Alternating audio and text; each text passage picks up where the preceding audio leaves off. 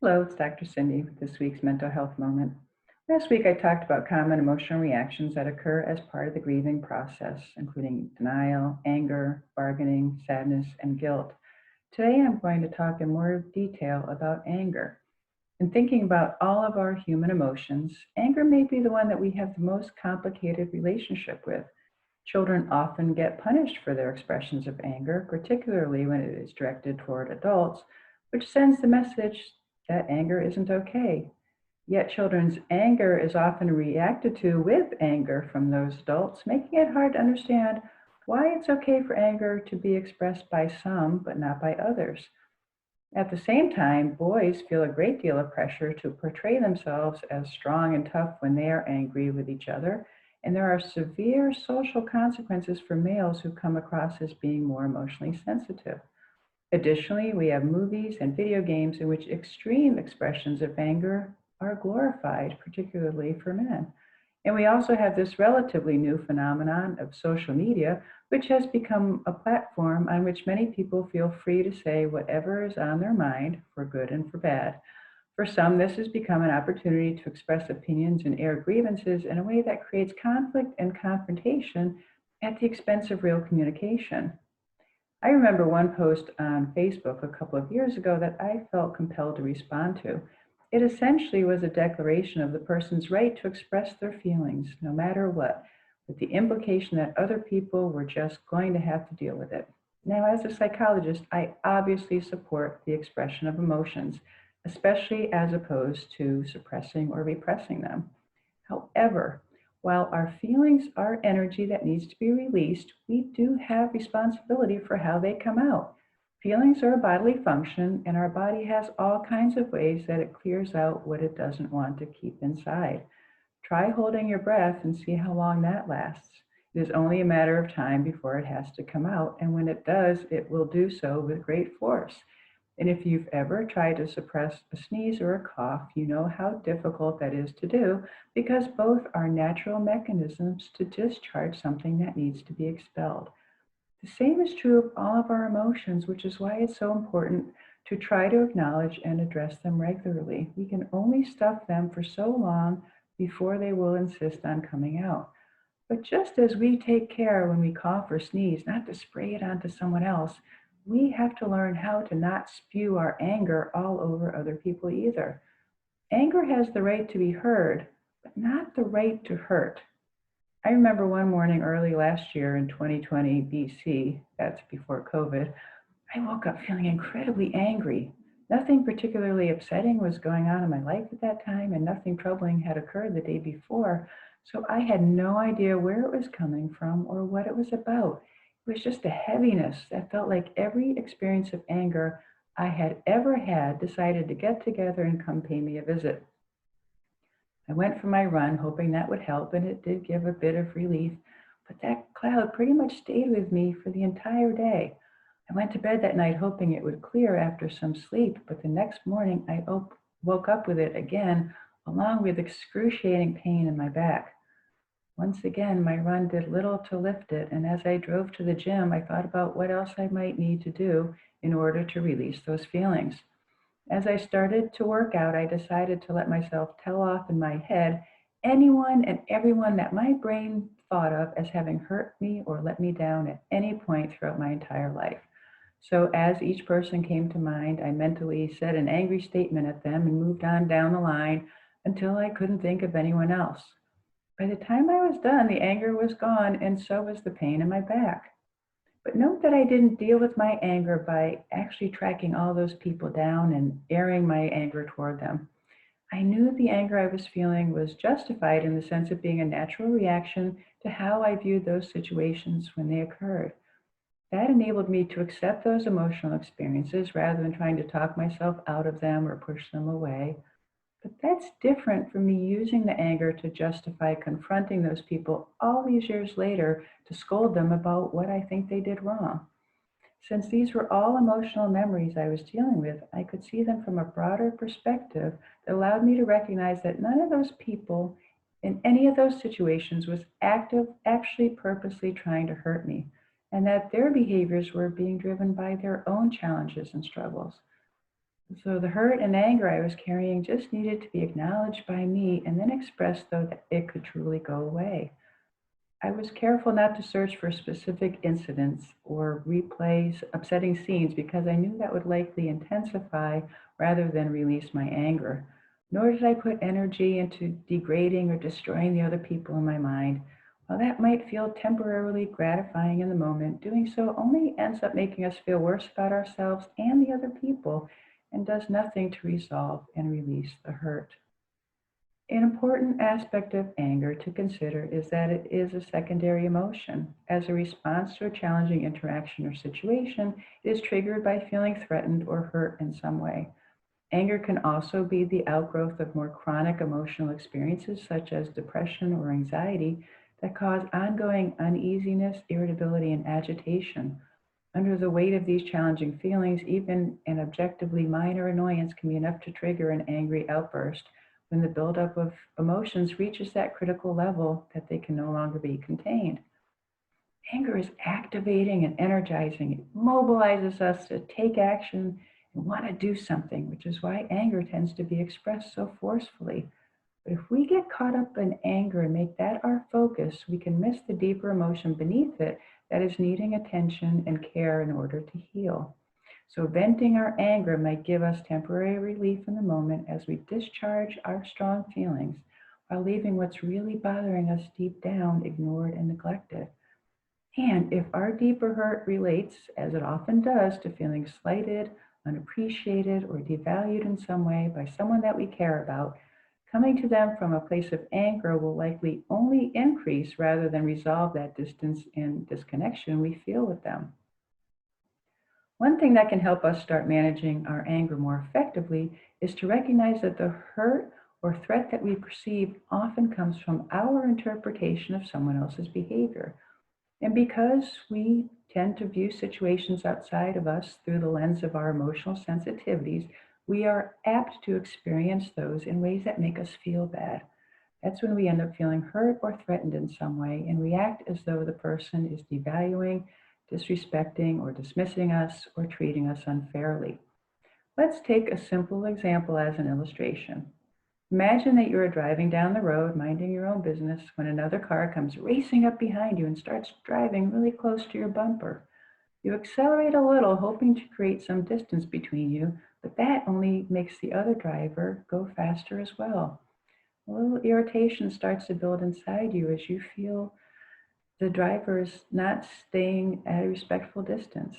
You may start to speculate that he is annoyed with you for not going faster, which instantly makes you feel angry and defensive about your driving. It doesn't take much for your brain to remind you of other times when you felt bullied or intimidated in your life or were subjected to someone else's challenging behavior. This increases your anger even more. Your heart rate has increased at this point. The muscles in your jaw have tightened as you clench your teeth, grip the steering wheel forcefully, and your entire body has become tense because you've gone on alert. You start thinking some very negative things about the other driver and assume that he is rude and impatient. When the road widens to two lanes and he is able to get around you and speed ahead, it is all you can do not to stare him down and flip him off. It gives you a bit of an outlet for your anger to yell out, "What a jerk!" or perhaps something even more colorful as he disappears into the distance. Depending on how angry this made you feel, you might spend the rest of your drive fuming about what just happened and fixating on how rude drivers are these days, and it may take quite some time before the anger dissipates completely. That's a pretty typical scenario for the way we often create and then fuel our own anger based on how we interpret another person's actions and the assumptions that we make about them. As you were imagining that scene, you may have been able to feel the irritation and tension and anger related to the other driver's actions. That likely felt very unpleasant, and you may have started to recall times when you've been in a situation similar to that. Now let's take that same situation with a driver driving up close behind you and then speeding by and passing you as quickly as possible. This time, imagine that the driver has his pregnant wife next to him in the passenger seat and that she has gone into labor and he is racing to get her to the hospital. How do you feel about that situation now? Or what if the driver's daughter is in the back seat vomiting and the driver is hurrying just to get her home? What do you think about that driver now? You will likely feel very differently about the driver's behavior and the driver himself based on this information. In reality, we often don't know what's going on in another person's head or in their life that is causing them to act the way they do. So when we feel angry or upset with someone else, that is coming from our own assumptions and interpretations. So what do we do about that? Well, a starting point would be to make a concerted effort to catch ourselves when we fall into that reflexive thinking, so we can shift from assuming the worst about others to trying to give them the benefit of the doubt. So in the example of the speeding driver, instead of automatically thinking, what a jerk, what if instead we simply said, wow, that person's really in a hurry? That's a much more neutral and factual reaction, and undoubtedly true no matter what is actually going on for that driver. And responding in that way can keep us from playing out a scenario in our minds that leaves us with a challenging emotional aftermath to try to work our way back from. There is absolutely no benefit to engaging in a character assassination of a complete stranger based on a random 2-minute encounter with them on the road or on social media. This can be more challenging with people that we have ongoing relationships with. If a random stranger says or does something that we consider to be rude or inconsiderate, it is easier not to take it personally because they don't even know us, so objectively it can't really be about us. When it comes to the people who are in our lives regularly, we tend to take their behaviors more personally for a couple of reasons. Number one, we have history with them, which means there are accumulated experiences between us that form our expectations for how they will treat us and also influence how we react to our interactions with them.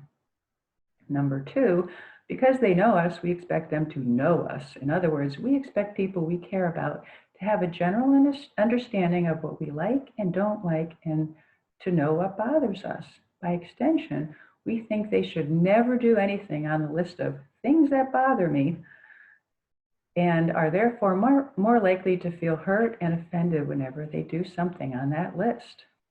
The problem with that is that we are the keepers of that list, and we don't typically explicitly share that with others. Secondly, our list of triggers is often very vague and general and subject to interpretation. So even if others knew that list, they would inadvertently still end up doing things that seem to violate that. Who gets to decide what constitutes disrespecting or ignoring or taking for granted or any of the other thou shalt nots that we subconsciously hold other people to? If one person sincerely appreciates someone else, yet that other person just as strongly feels they are not appreciated, well, then what? There is very little room for collaborative conversation and healthy conflict resolution when both people think the way they perceive the situation is right and that the other person is wrong. And when we hold other people to our list of rules that we think they should live by, those rules will inevitably be broken and we will frequently feel angry and upset.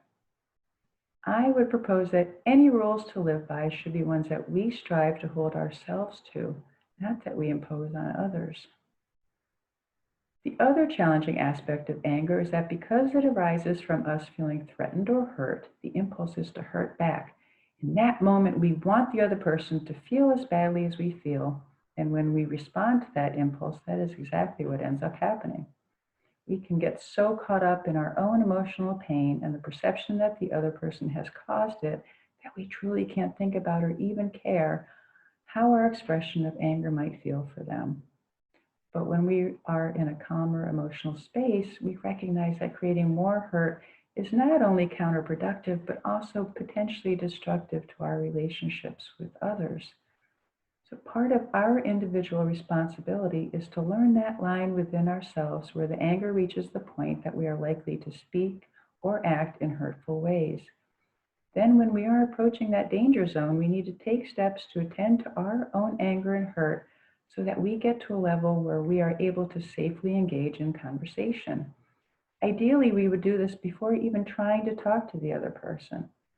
But if we find ourselves approaching that line in the course of an interaction with someone else, We owe it to ourselves and them to step back and take a break so that line doesn't get crossed. I encourage couples who are trying to learn to handle conflict better to agree ahead of time to allow each other the time and space for that if an argument is getting too heated. Trying to have meaningful conversation from a place of intense anger will be no more productive or helpful than trying to do so while intoxicated. So the best thing you can do for your relationship with any other person is to agree that you will not try to talk while under the influence of anger. So preparing for meaningful conversation about an upsetting situation involves taking some time to reflect on the emotional reaction you are having, especially the hurt beneath the anger. The goal is not to add fuel to the fire of the anger, but to help it subside in order to attend to what is really upsetting you deep down. Now, the anger is going to focus you on the other person and may generate a litany of grievances and accusations about them. You can help to write all of that down as a way to enable the anger to feel that it has had its say and been expressed. Then, within those angry thoughts, notice the more subtle messages as clues about what the hurt is truly about. At this point, it is helpful to connect to your heart to help quiet your brain and get in touch with the deeper emotions. Respond with compassion and comfort for how angry and hurt you feel, then gently ask yourself, what's really bothering me about this? Now be ready for your brain to jump in with something like, what's bothering me? I'll tell you what's bothering me. He's a jerk. If that happens, respond with compassion again. I know you're so angry right now. Take some deep breaths to help clear the intense energy out of your body. And gently explore the hurt again. You might ask yourself, why is this bothering me so much? If you stick with this and don't allow the anger to divert you back to attacking the other person, you can hopefully discover the ways that the triggering situation is making you feel about yourself.